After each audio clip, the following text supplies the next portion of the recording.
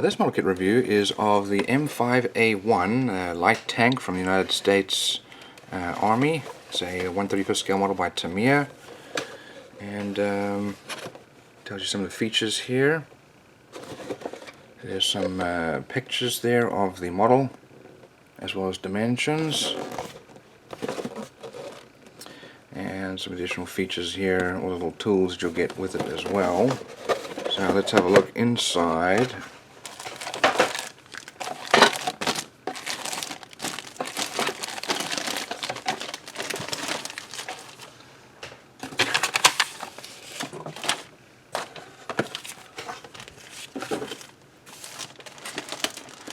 Okay, so this first set of Sprue has the additional figures. You can see here we've got some head and arms and legs and so on. We've got some helmets, some weapons there.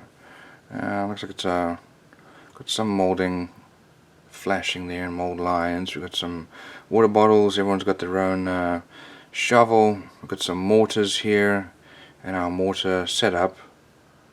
There's some more mortars here, and then a little box there to carry. So we'll require a bit of finishing here because we've got quite a bit there of mold lines. This is obviously got to be an older mold.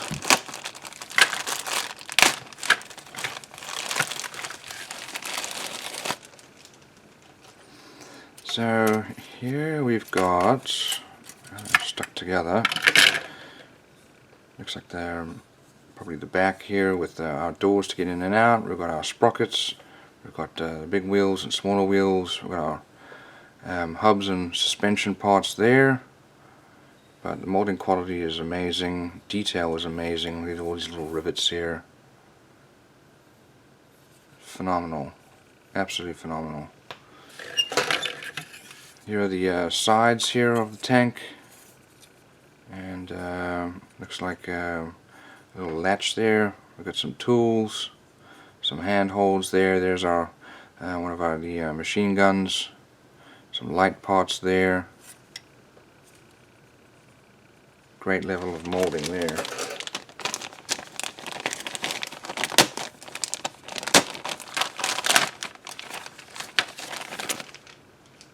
Okay, here we've got another figure here. We're going to go inside the tank, and then we've got wheel wells there, some extra tracks, and part of our turret. There's the main gun, some smaller guns, and there's the part of the hole that'll hold the turret. But again, just beautifully molded.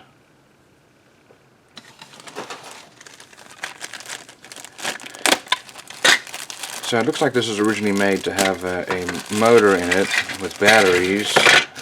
You can tell that from that, as well as on the outside here. It had a little switch, so I always sand that off and cover it up with our wheel hubs going on there. Here is the top part of the hull.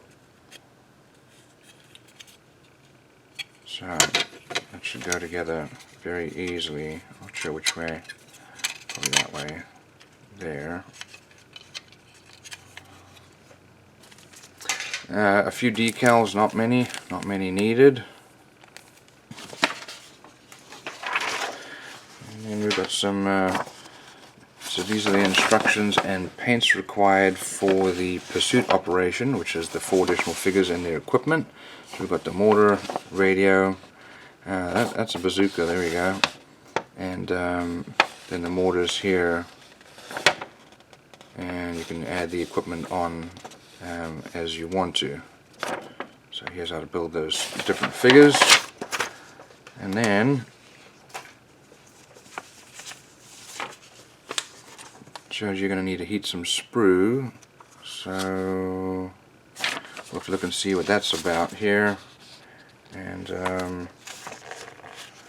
we'll look at the English version here.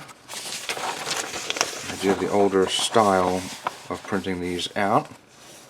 So we've got some details here about this tank. In the spring of 1940, so this is a really old tank. And some of the details there. Okay, so let's have a look here. That's number 4. There we go. They do have painting and decal guide. So some of the instructions here on weathering and the decals and paints. Okay, colors needed there. I guess this is all before they had their own line of paints. So we've got the drive shaft there with the sprockets and suspension with all the wheels. And then you start to put that all onto the hull.